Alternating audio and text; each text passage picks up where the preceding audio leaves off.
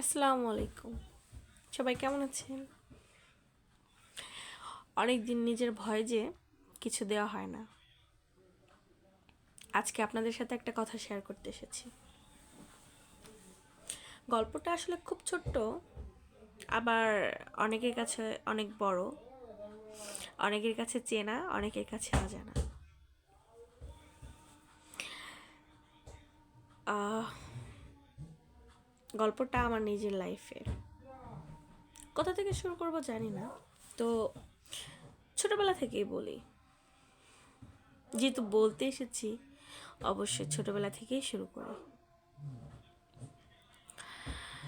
আমি ছোটবেলা থেকেই সেলিব্রিটি। এখন যে ফেসবুকে এসেছি সেজন্য যে আমি সেলিব্রিটি তা নয়, আমি আসলে ছোটবেলা থেকেই সেলিব্রিটি। এখন অনেকের মনে প্রশ্ন জাগতে পারে, কিভাবে আমি ছোটবেলা থেকে সেলিব্রিটি? তাহলে আসেন শুনি। আমার জন্ম হওয়ার পর থেকেই কিছু মানুষ আমার জন্য একনালা ভাত বেশি খায়।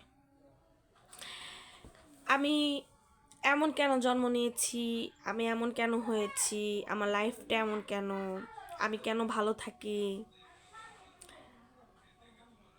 এই ছোটোখাটো বিষয় নিয়ে না আমার পরিবারের অনেকে আছে যারা জেলাস ফিল করে আমাকে নিয়ে, রীতিমতো হিংসা করে। আবার অনেকে আছে আমাকে নিয়ে গসিপ করে। তো আমি ছোটোখাটো একটা সেলিব্রিটি না, অনেকে আছে আমাকে নিয়ে মানে গসিপ করে, এরকম যারা আমাকে না চিনে বা অল্প কয়েকদিন চিনে জানে তাদের কাছে আমাকে নিয়ে গসিপ করে। এটা হওয়া তো একটা ভাগ্যের ব্যাপার, তাই না? তো গসিপটা এরকম যে যারা আমাকে চিনে না তাদের কাছে যখন আমার গল্প করে তাদের আগ্রহ বাড়ে, না জানি আমি দেখতে কেমন, না জানি আমার কথা কেমন, আমাকে দেখার তাদের আগ্রহটা বাড়ে বা আমার কথা শোনার আগ্রহটা বাড়ে।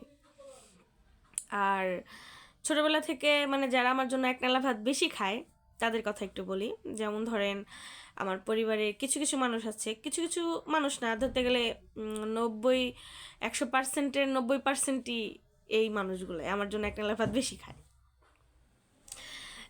কেমন সেটাও বলি। সেটা হলো এরকম যে আমার ফুপু, ফুপাতো বোনরা, খালাতো বোনরা, তারপরে পাশের আত্মীয় স্বজন, চাস্তো বোনরা, তারপরে চাচিরা, তারপরে আছে বান্ধবীরা। লাইফে যতগুলা বান্ধবী বানাইছি, দিন শেষে দেখা গেছে কি সবগুলা শালা বেইমান। এমন বেইমান যে আমারটা খায়, আমারটা পয়রা আমার নামে বদনাম করে, আবার অন্য একজনের কাছে যায়। বিষয়টা আসলে এখন হয়তো বা হাসি দিয়ে উড়াই দিতেছি, কিন্তু এই ঘটনাগুলো যখন আমার সাথে ঘটে, মানে কারো কাছ থেকে আমি খুব বেশি এক্সপেক্ট করার পর যখন দুঃখ পাই, তখন আমি খুব কান্না করি আর মনে মনে ভাবি আসলে কাদেরকে ভালো বলি, কাদের সাথে মিশি, তারা আমার জন্য বদনাম করে, আমার নামে বদনাম করে, আমার জন্য এক নালা ভাত বেশি খায়। মানে এইগুলো নিয়ে খুব কষ্ট লাগে, তখন খুব কান্না করি যে আসলে কি বিষয়গুলো এরকম। তো এখন দেখতে দেখতে শুনতে শুনতে এখন তো বড় হয়েছে, এখন দেখতে দেখতে শুনতে শুনতে এখন আর এগুলা কিছু মনে হয় না, এখন আর মনে হয় না যে এগুলা খারাপ কিছু বা এগুলাতে কোনো খারাপ মানে মানুষ আমাকে আরও খারাপ বলবে তা না। এখন মনে করি আমি ছোটোখাটো একটা সেলিব্রিটি, এখন নিজেকে যে কোনোভাবে হ্যাপি রাখি, কাজ করে বা বিজি থাকে, মানে ব্যস্ত থাকে।